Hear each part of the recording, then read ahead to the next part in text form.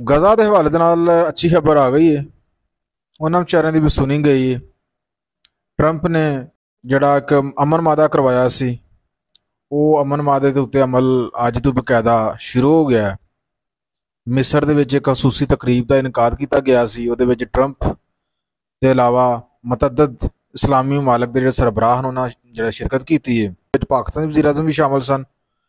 ਇਹਨਾਂ ਨੇ ਬਕਾਇਦਾ ਜਿਹੜਾ ਨਾ ਫਲਸਤੀਨ ਅਮਨ ਮਨਸੂਬੇ ਦੇ ਉੱਤੇ ਦਸਤਖਤ ਕਰ ਦਿੱਤੇ ਨੇ।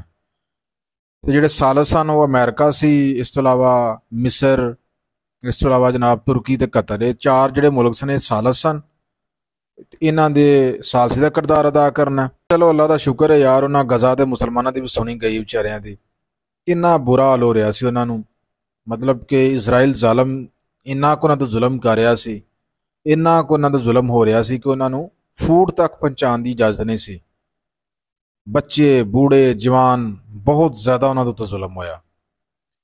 ਤੇ ਇੱਕ ਇਹ ਹੀ ਤਰੀਕਾ ਸੀ ਜਨਾਬ, ਐਸੇ ਤਰੀਕੇ ਨਾਲ ਹੀ ਫਲਸਤੀਨ ਦਾ ਮਾਮਲਾ ਜਿਹੜਾ ਨਾ ਉਹ ਸੈਟਲ ਹੋਣਾ ਸੀ, ਕੁਝ ਲੋ ਤੇ ਕੁਝ ਦੋ ਦੇ ਤਹਿਤ।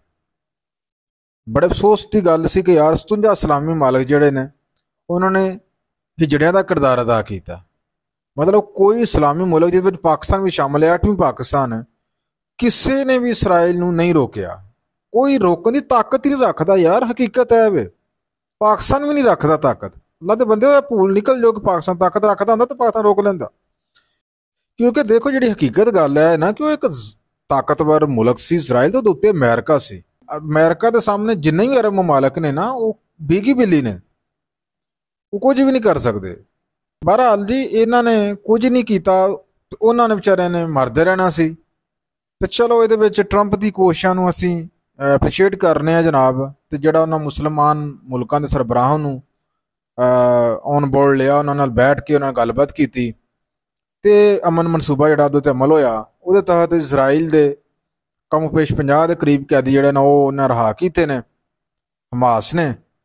ਤੇ ਇਜ਼ਰਾਈਲ ਨੇ ਜਿਹੜਾ ਨਾ ਉਹ 2100 ਦੇ ਕਰੀਬ ਫਲਸਤੀਨੀ ਜਿਹੜਾ ਰਿਹਾ ਕਰ ਦਿੱਤੇ ਨੇ। ਤੇ ਹੁਣ ਹੋਣਾ ਕੀ, ਅੱਗੋਂ ਕੀ ਹੋਣਾ? ਅੱਗੋਂ ਇਹ ਹੋਣਾ ਹੈ ਕਿ ਜਨਾਬ ਉੱਥੇ ਇੱਕ ਹਕੂਮਤ ਬਣੇਗੀ ਫਲਸਤੀਨ ਦੇ ਵਿੱਚ, ਜਿਹਦੇ ਵਿੱਚ ਅਮਰੀਕਾ ਵੀ ਪਾਰਟਿਸਿਪੇਟ ਕਰੇਗਾ। ਮਤਲਬ ਅਮਰੀਕਾ ਦਾ ਅਸਰ ਰਸੂ ਹੋਏਗਾ। ਇਸ ਤੋਂ ਇਲਾਵਾ ਅਰਬ ਮੁਲਕ ਜਿਹੜੇ ਨੇ ਉਹਨਾਂ ਦਾ ਵੀ ਅਸਰ ਰਸੂ ਹੋਏਗਾ। 100 ਰੁਪਏ ਤੁਰਕੀ, ਇਜਿਪਟ, ਇਸ ਤੋਂ ਇਲਾਵਾ ਜਨਾਬ ਸਾਊਦੀ ਅਰਬ, ਜਿੰਨੇ ਵੀ ਅਹਿਮ ਤਰੀਨ ਅਰਬ ਮਾਲਕ ਨੇ ਉਹ ਸਾਰੇ ਮਿਲ ਕੇ ਉੱਥੇ ਹਕੂਮਤ ਬਣਾਉਣਗੇ। ਇਸ ਤੋਂ ਇਲਾਵਾ ਇੱਕ ਉੱਥੇ ਇਸਲਾਮੀ ਫੌਜ ਜਿਹੜਾ ਨਾ ਉਹ ਫਲਸਤੀਨੀਆਂ ਦੇ ਪ੍ਰੋਟੈਕਸ਼ਨ ਵਾਸਤੇ ਜਾਏਗੀ।